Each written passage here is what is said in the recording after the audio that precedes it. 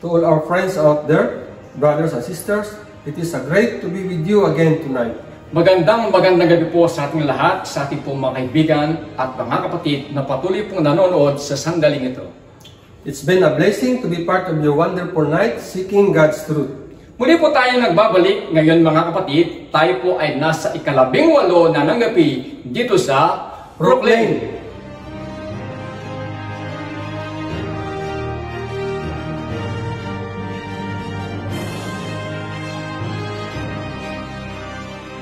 I know we are blessed that we are part of God's remnant people specified as remnants, and we have a godly mission to accomplish. Tama ka, brother. At kagaya ng ibang nananampalataya sa Diyos, tayo din ay pinili niyang mamuhay para sa isang napakalaki at napakadakilang misyon. Alam mo, brother, masaya ako dahil isa ako sa pinili ng Panginoon. Di ko nga lang alam kung bakit niya ako pinili. Ang alam ko lamang ay di naman ako karapat-dapat sa Kanya. Same here, brother. I too don't deserve to be His son, but because of His love, I do now, and because of this, I am so glad. Amen for that, brother. Ating nalaman, yan dahil yan ang mensahe natin nung nakaraang gabi. Yes, and tonight, brother, we will be more engaged in God's mission as we learn to know how to keep serving Him. Correct ka dyan, brother. Kaya naman, mga minamahal naming mga kapatid at mga kaibigan na nanonood, sama-sama mo muli tayong makinig sa salita ng ating Panginoon. If you have any prayer request or any question, please feel free to contact us or just comment your concerns. Tumawag lang po tayo or mag-text sa mga numerong nakikita po natin sa ating pong mga screen. Now, let's hear the message of the Lord through Pastor Joel Maso with the topic, Unity in the Body of Christ. At bago po yan, sabay-sabay nating awitin ang ating theme song at susundan ng ating opening prayer.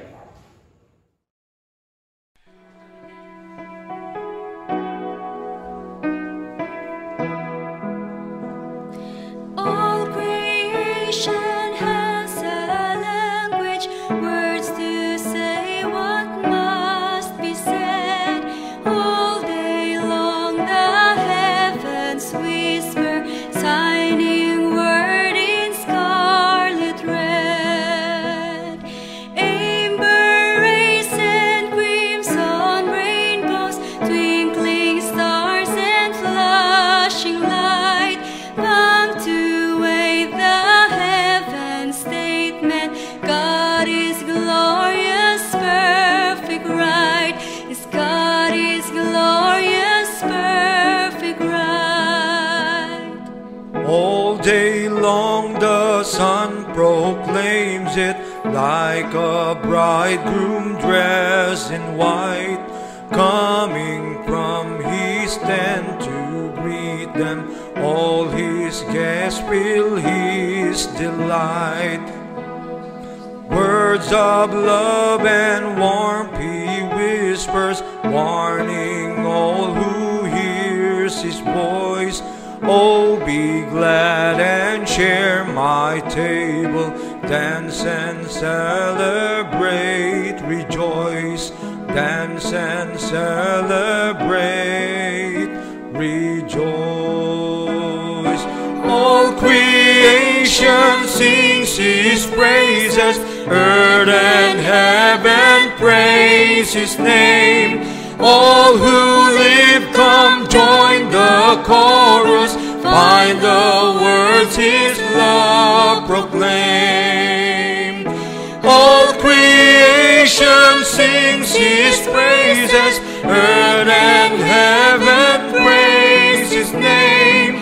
All who live come join the chorus, find the words his love proclaim. Find the words his love proclaim.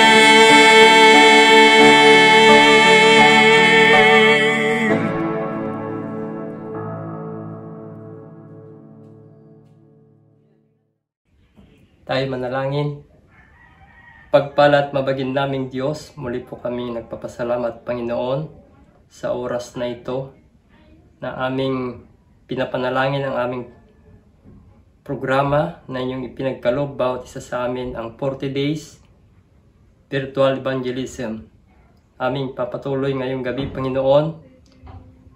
Ikaw ang mangunguna sa mga magsasalita. Nawa nariyan ka, Panginoon, upang sila'y gabayan.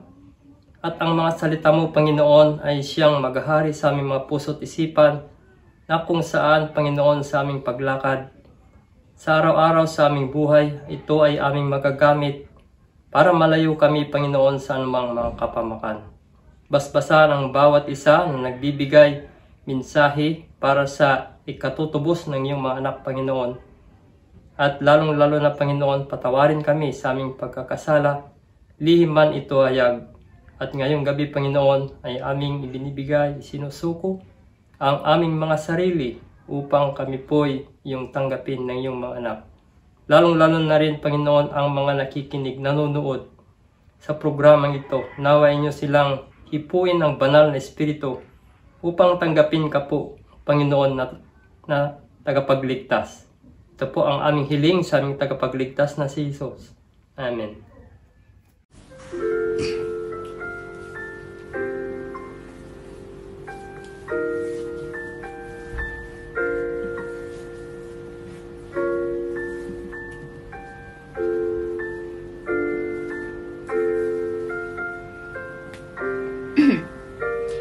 Amid the countless blessings the Lord has given me, the light of truth and goodness, the Holy Spirit's peace, I see the many sorrows that His children must endure. So much hurt I long to heal. How can I change the world? There are hands I cannot hold, hearts I cannot comfort, tears that only miracle can stay. So let me love and serve and teach those who come within my reach, for miracles begin the way.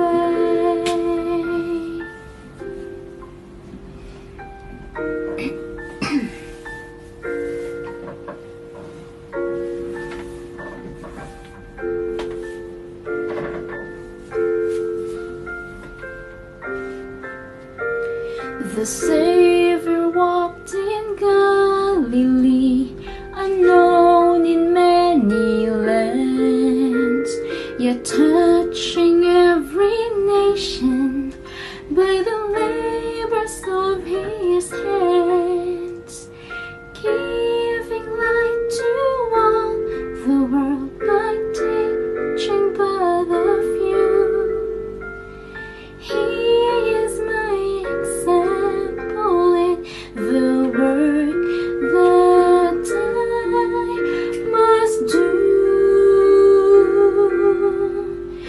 There are hands I cannot hold, hearts I cannot comfort, tears that only miracle can stay.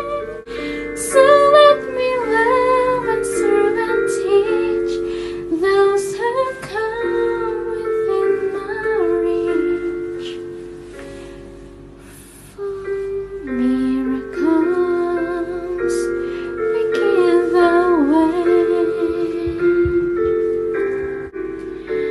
I will bear the burden of my neighbor in his need. I will share my Savior's love in every kindly deed. He will magnify my efforts, and I'll understand at last that by the small and simple things are great things brought to pass.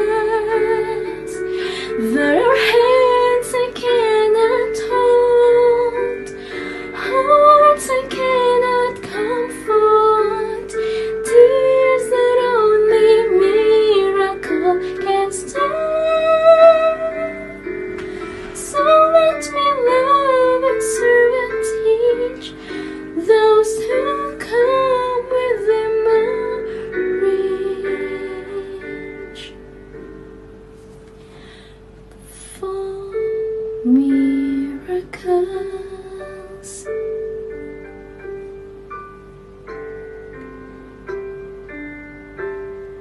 begin the way.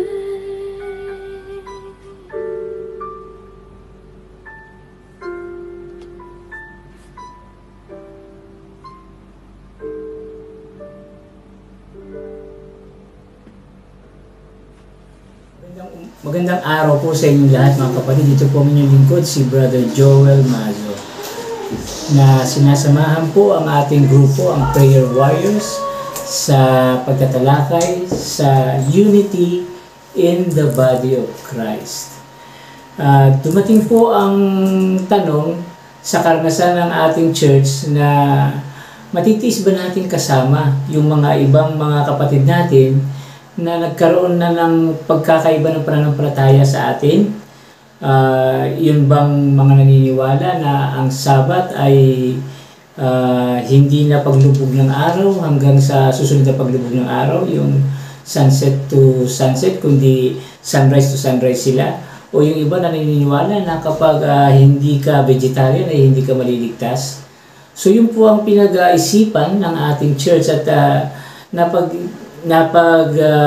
napagkaisa nila sa magitan ng pag-aaral sa Bible at sa magitan ng leading ng Holy Spirit na ilabas itong doctrine ng unity in the body of Christ. Ibig sabihin po ay meron tayong pagkakaisa sa katawan ni Kristo.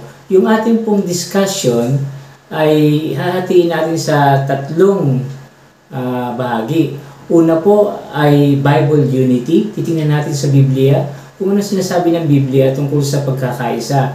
At susunod po dito ay yung kahalagahan naman ng unity. Bakit mahalaga ang unity para sa ating church? At pangatlo po is how to achieve this unity. Paano natin maaabot ang pagkakaisang ito? Okay?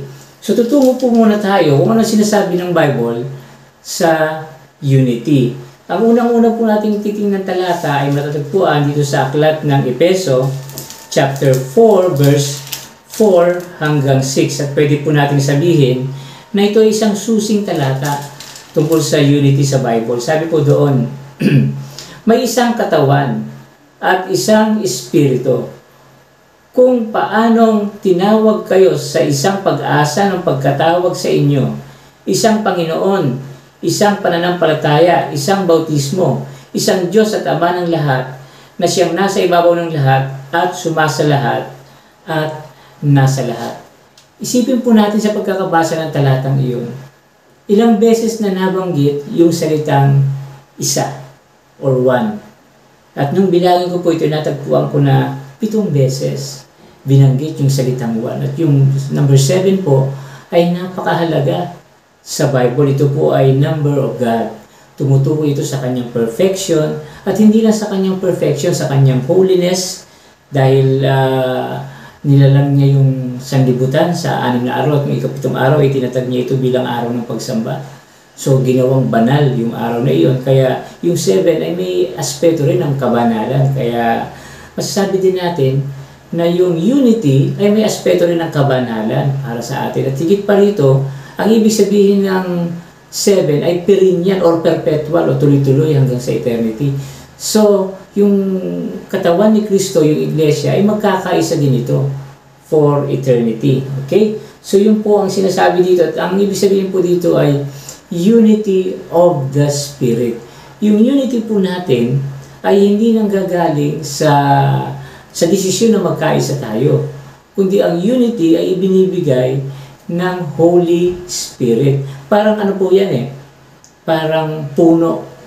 Yung isang puno ay kapag naputol yung isang sanga, yung katas na kinukuha ng puno sa pagitan ng mga ugat niya at paakyat papunta sa sanga, sa lahat ng dahon, ay hindi na makakadaloy doon sa sanga na naputol. So, kumbaga, yung Holy Spirit na nasa akin at nasa iyo, kapag yung isang bahagi ay naputol, ay hindi na, kumbaga, ibang espiritu na yung sumasa kanya. Kaya nga po, inilalarawan din yung Bible unity sa magitan ng isang katawan.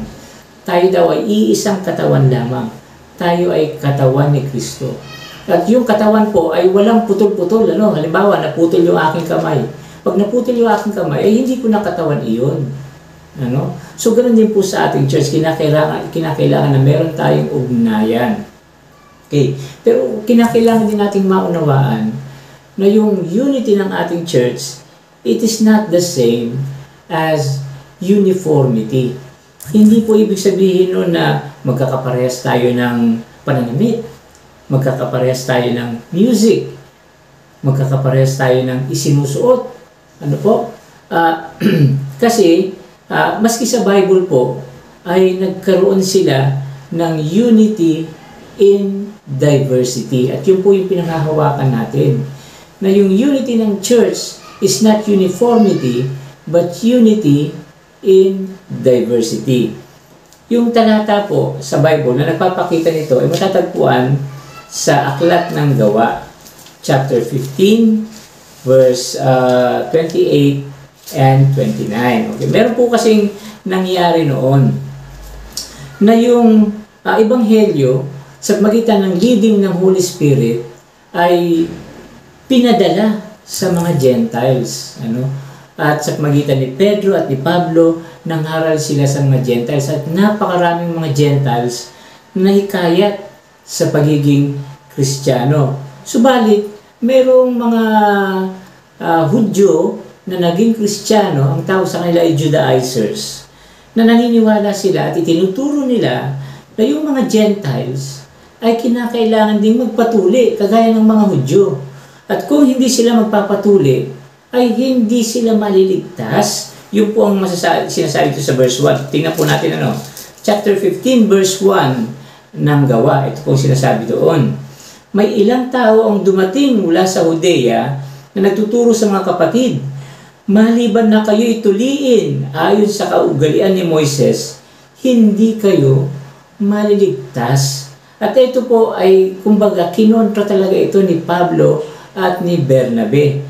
At kasi naniniwala sila na sa magitan ng pagtuturo ng pamimilit na magpatuloy yung mga Gentiles ay lumalabag na sila sa kaligtasan sa magitan ng biyaya. We are saved by grace alone, not by any works or any goodness in us. Okay? So kaya po kinontra nila itong mabuti. At nagdesisyon sila na yung magdidesisyon kung isasagawa na nga ng iglesia ito ay hindi sina Pablo o si Bernabe, kundi yung mga leader ng iglesia ng panahon na iyon. Kaya pumunta sila sa Jerusalem. At sa Jerusalem po, nagsagawa sila ng pinakaunang general conference in the Christian Church. At sa magitan ng mga disciples doon na pinangungunahan ni James. Si James o si Santiago po ay yung kapatid ng Panginoong Hesus. Hindi ito yung James na disciple, na kapatid ni John.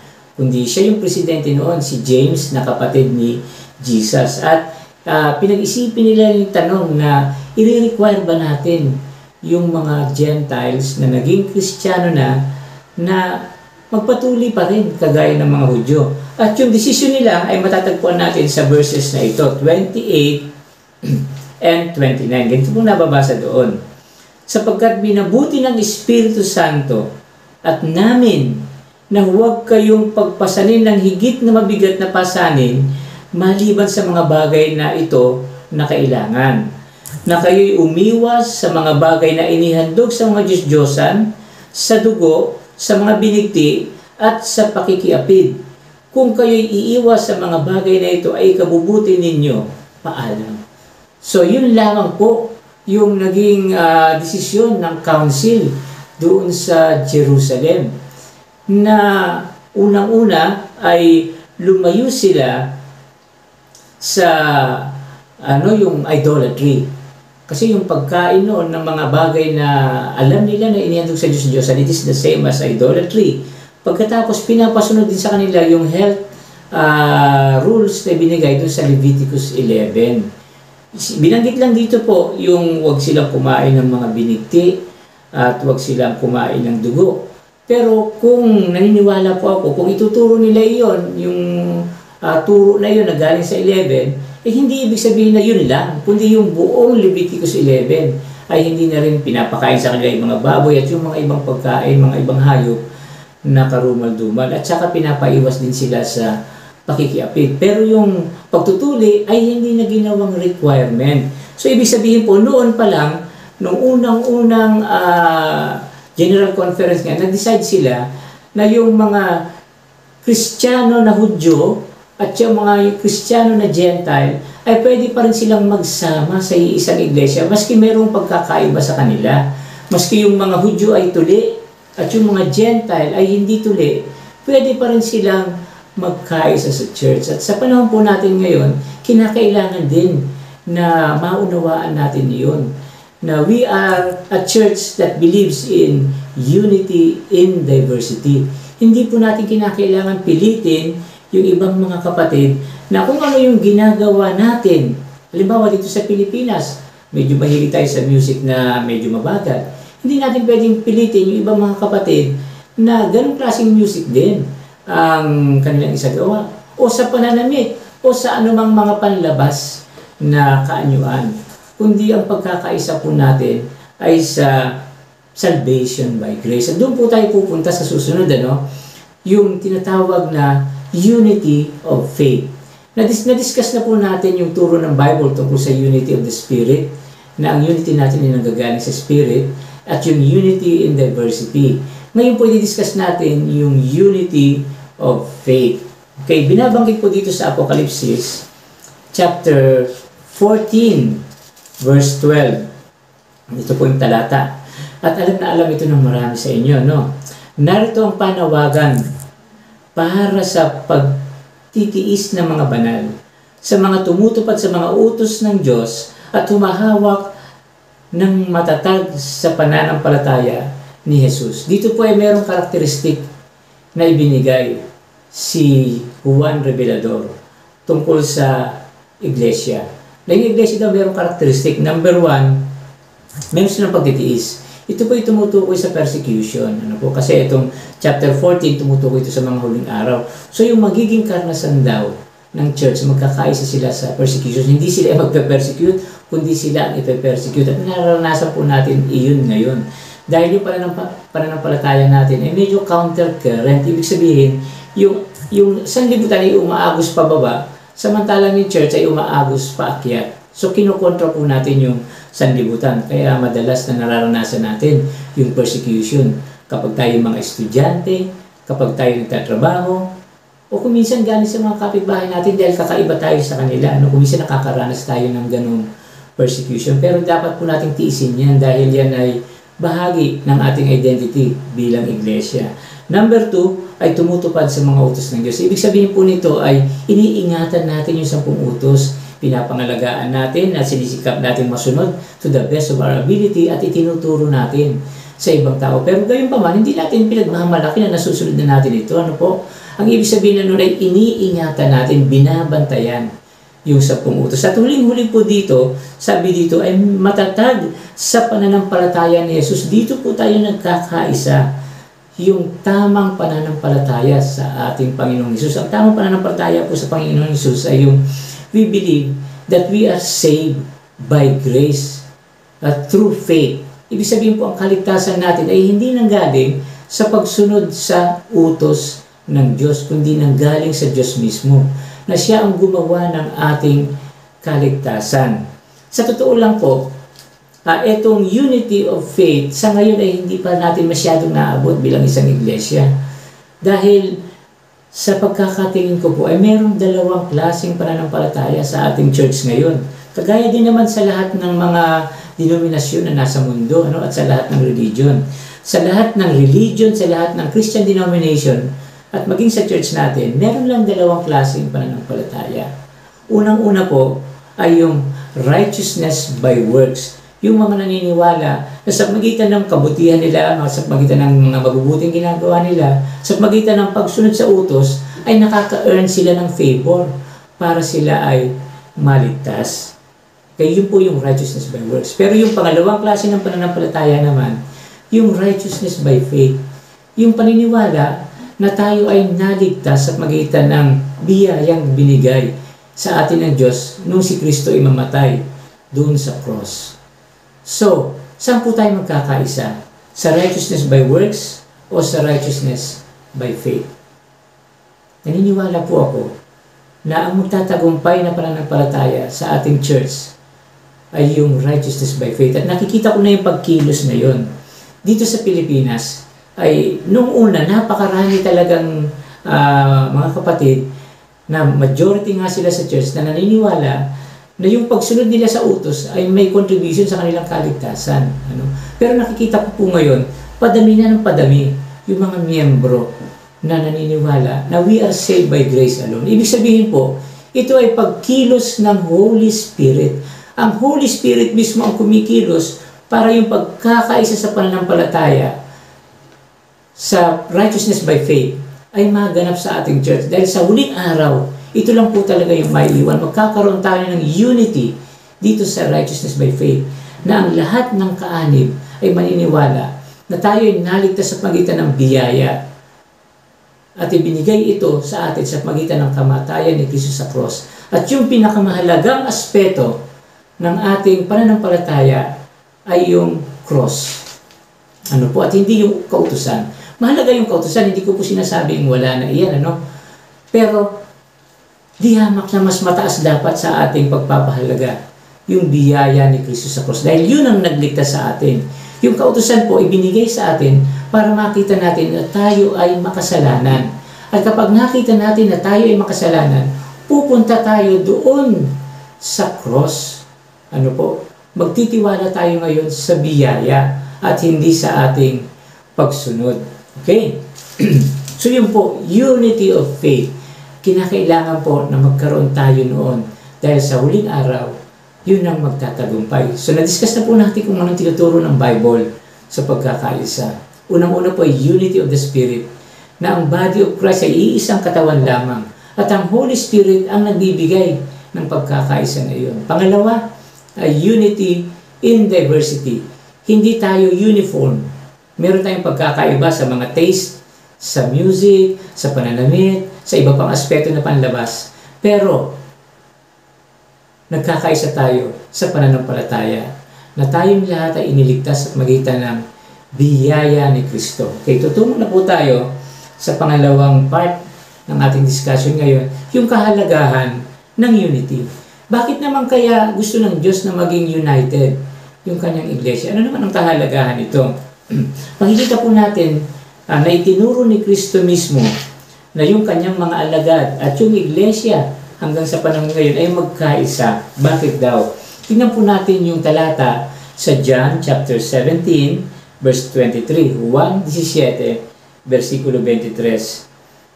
Sabi po doon, basahin pala natin sa Tagalog. Sorry po, basahin ko na sana sa English Ito sa Tagalog para mas madaling maintindihan. Okay, sabi po dito sa 1:17 verse 23, ako'y nasa kanila at ikaw ay nasa akin, upang sila ay maging ganap na isa, upang malaman ng sanlibutan na ikaw ang nagsugo sa akin at sila'y iyong minahal kung paanong ako'y iyong minahal. Ito pong talatang ito ay sinasabi na yung mga disciple at yung church sa panahon ngayon kinakailangang magkaisa. At bakit sila dapat na magkaisa? Upang malaman ng sanlibutan. Okay, so para daw maintindihan ng sanlibutan, unang-una na mayroong Diyos. Kasi po, kapag nakita nila yun na yung church ay magulo at hindi nakakaisa, hindi magiging magandang reflection yun sa Diyos. At yung mga hindi naniniwala sa Diyos ay lalong hindi maniniwala sa Diyos. Kaya kinakailangan pong makita nila na ang church ay mayroong pagkakaisa. Unang-una para maniwala sila sa realidad ng Diyos. At sinabi pa po dito, na ikaw ang nagsugo sa akin at sila'y iyong minahal kung paano ako'y iyong minahal. Okay, so ibig sabihin po, maintindihan ng mga tao yung pag-ibig ng Diyos. Hindi lang merong Diyos, kundi merong Diyos ng pag-ibig. Yun po ang mahalagang ipinapakita ng ating unity, na ang Diyos ay pag-ibig. At yung unity na ito, yun din ang nagpapalakas sa iglesia. Kung papaanong ang isang walis tingting ay kinakailangan na nakatali, Kasi yung walis tingting po, it is composed of maraming tingting, mga maliliit na tangkay, galing sa dahon ng nyog. At itong mga maliliit na tangkay ito, kung isa lang ang gagamitin mo, ay wala siyang magagawa. Ganon din po tayo. Halimbawa, isa lang sa atin ang nagba-Bible study, walang masyadong magagawa yon. Hindi ko sinabing walang magagawa, pero yung magagawa niya, kumpara sa magagawa ng marami, ay napakalaking diferensya. At hindi lang marami, kundi yung marami na yun ay nagkakaisa, nakabigkis sila. So ganon din po, ang ating effort ay magiging effective. At tayo mismo ay makakaramdam ng kalakasan. At marami pong sinasabi sa Bible na mas maganda na may kasama. Sabi nga sa Ecclesiastes ni Solomon, maganda kapag dalawa ang nagkakasamang lumakad. Kasi kapag yung isa ay nadapa, ay maitatayo siya ng kanyang kasama. So ganoon din po tayo bilang iglesia. Maganda tayo nagkakaisa dahil nakapagpapalakasan tayo. At kapag napapalakas natin yung isa na nanghihina, nagiging malakas yung buong church at nagiging effective yung ating ginagawa. So yun po yung kahalagahan ng unity na ginagawang effective yung mission ng yung church, at ipinapakita nito yung katotohanan ng Diyos, at yung katotohanan na ang Diyos ay pag-ibig, at pinapalakas nito ang iglesia. So tutungo na po tayo sa pangatlong bahagi. Paano ba natin makakamit itong unity? How do we achieve unity? Naniniwala po ako na makakamit natin ito sa pamagitan ng ating paningin. So kung saan tayo tumitingin, doon tayo magkakaisa.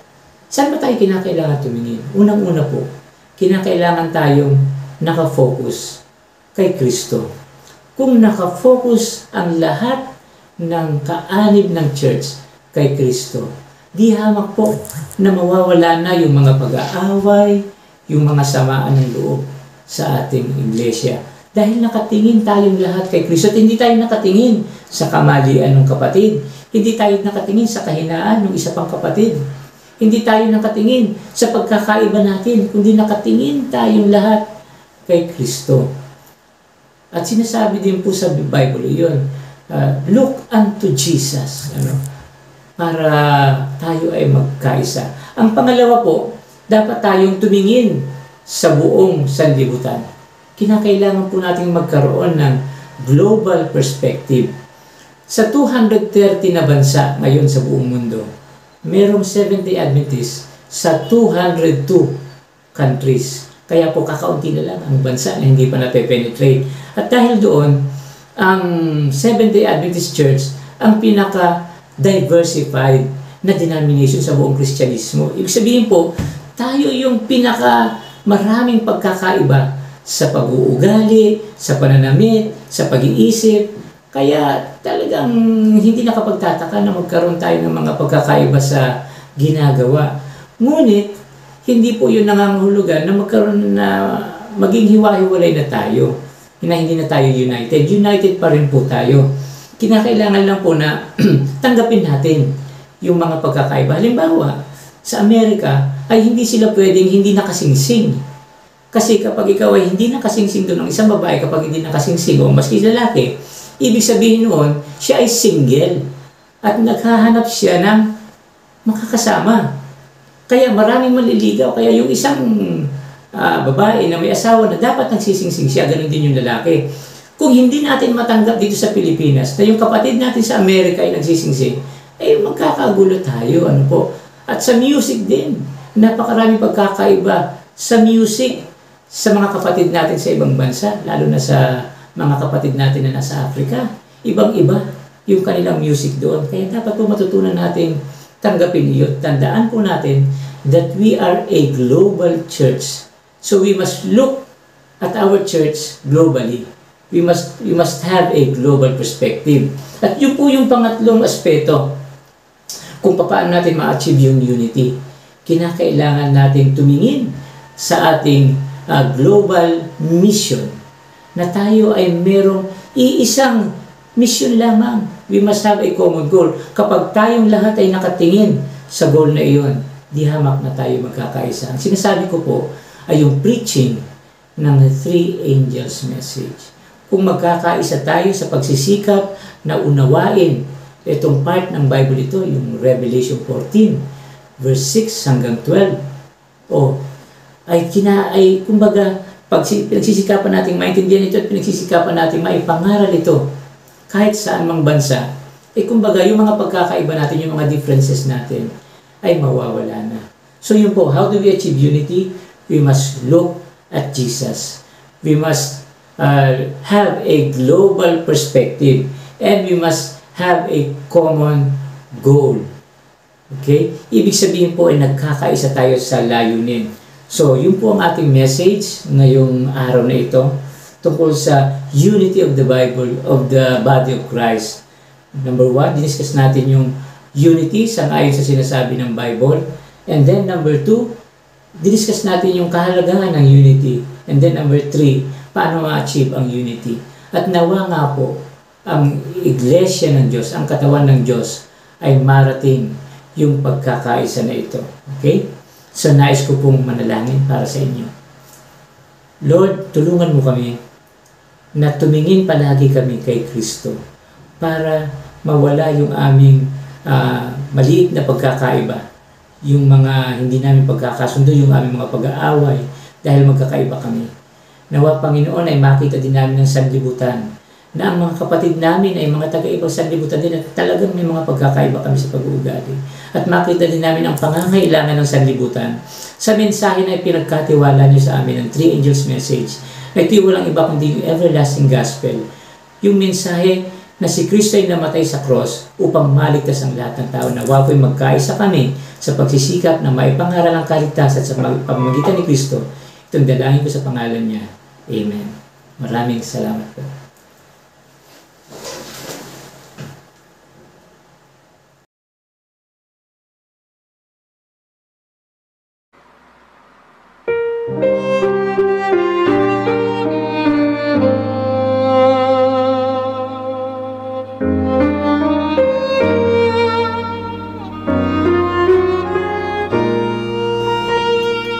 Encircled in the arms of heaven's love, with grateful heart I walk the path prepared for me.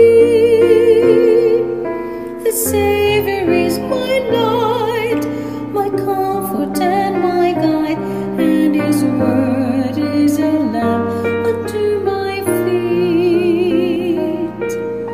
Yet all around me others wander lost. Whom will He send to seek them as they stray? When beasts of darkness rise to blind His children's eyes, who will show the way? Who will show the way? A city on a hill cannot be hid. Let your light so shine, the Savior said. Like Esther in her courage, like Joseph in his faith, like Ruth in her devotion, like Nephi in his strength, I will stand for truth and righteousness, reflecting heaven's light, and my life will be like a beacon in the night. For I will stand as a witness of Christ.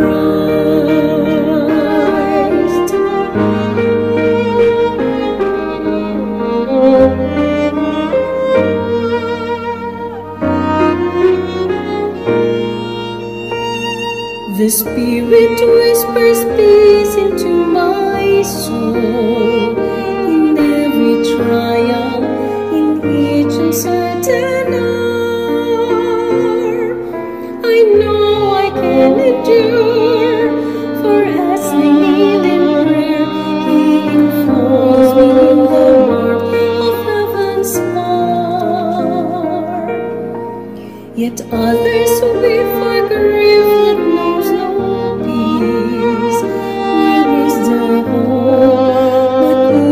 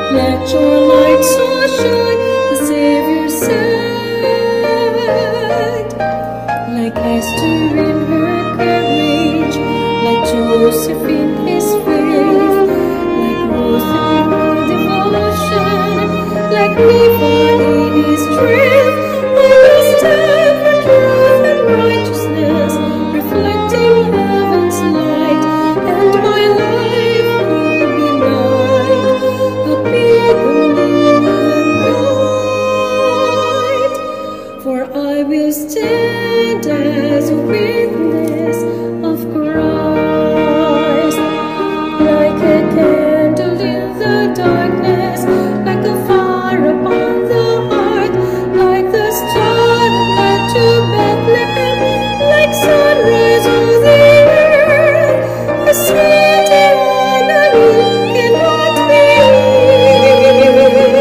eat. Let your light so shine, the Savior said,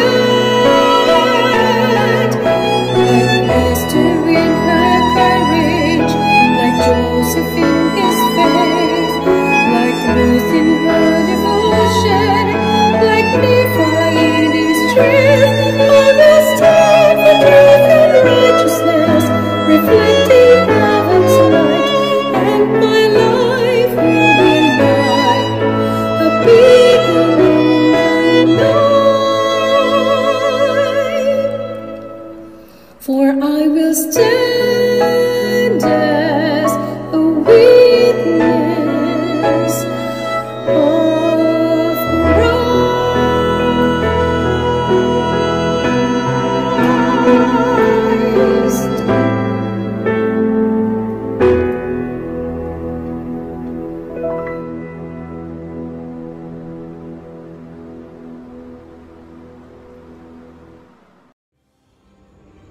The church is one body with many members called from every nation, kindred, tongue, and people.